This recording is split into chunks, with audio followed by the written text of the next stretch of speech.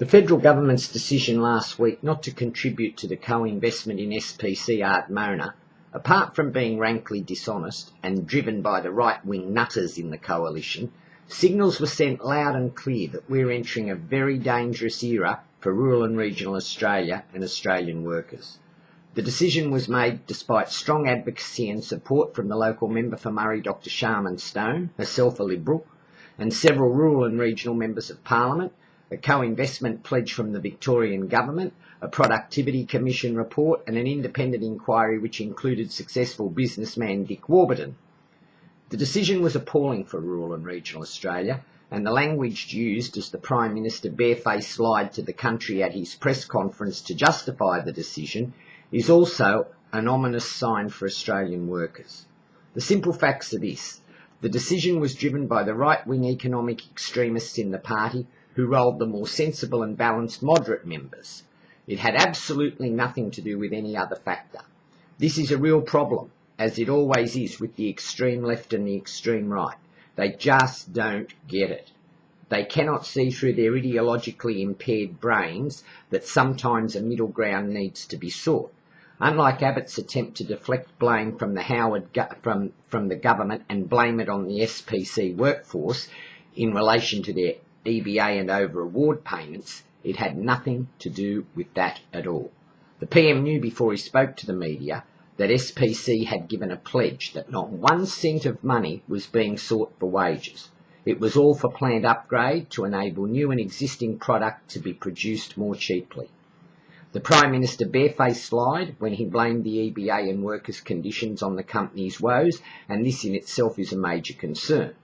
The Financial Review did itself a disservice yesterday when it published and embellished the EBA, giving impressions of workers at SPC working in second gear and living the life of Riley. It was a bullshit article that did not mention the fact that SPC is not air-conditioned and has been experiencing 43 and 44 degree heat, and workers have to wear heavy processing hygienic clothing, so their 10-minute drink break per hour seems pretty well justified. His language was a clarion call for Australian workers.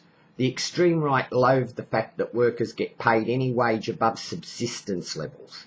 How dare the riffraff earn a decent wage? That's their mindset. Work Choices is now definitely not dead and buried with this government, and the lunatic right will continue to push for changes using another guise.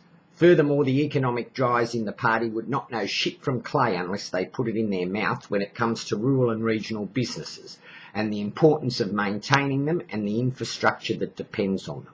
Sure, there was much rejoicing mainly from the right-wing media on this decision, and there can be no argument that the government is facing hard economic times, and in line with that, some things have to change, but not all things and not immediately.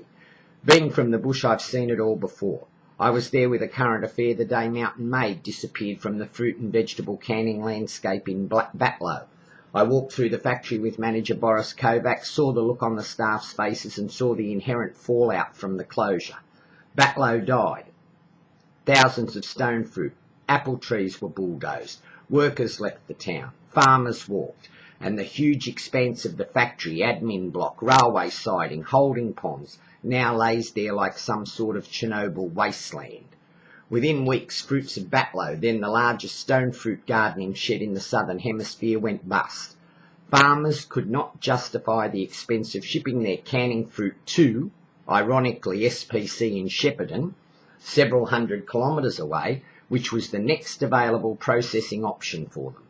The fact that SPC Ardmona is the last fruit canning processing facility in Australia is a joke in itself, and symptomatic of successive poor quality federal and state governments. The fact that it has to compete with cheap imports that are illegally dumped on Australian supermarket shelves without any tariff being charged is an even bigger joke, and even more symptomatic of governments not wanting to upset the major supermarket chains. Unfortunately, this would be seen as a victory for the free trade lunatics that have not quite woken up to the fact that there really is no such thing. For Australian workers, watch this space. Your wages and conditions are now going to be attacked vociferously by a federal government that is hell-bent on creating a distinct underclass in the country.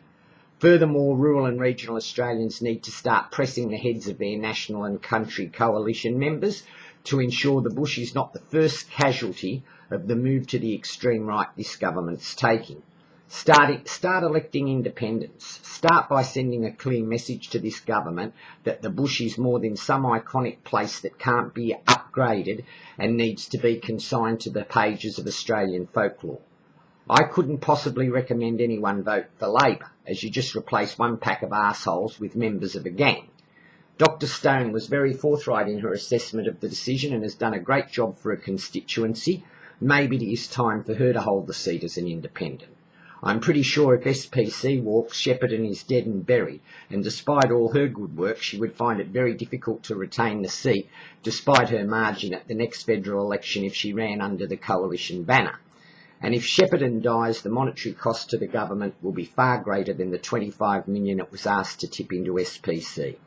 One can only hope the decision costs the Liberals dearly at the upcoming Victorian state election, as a loss there will weaken the power base of some of these right-wing fantasists and make them realise their rabid economic doctrine is not embraced by all Australians. I'm no mad left-winger, nor am I hanging off the right edge of the planet, nor are the majority of the Australians. And if this government makes the error of swinging too far to the right, they may well find themselves swinging right out the door, where their loopy ideas won't matter in opposition.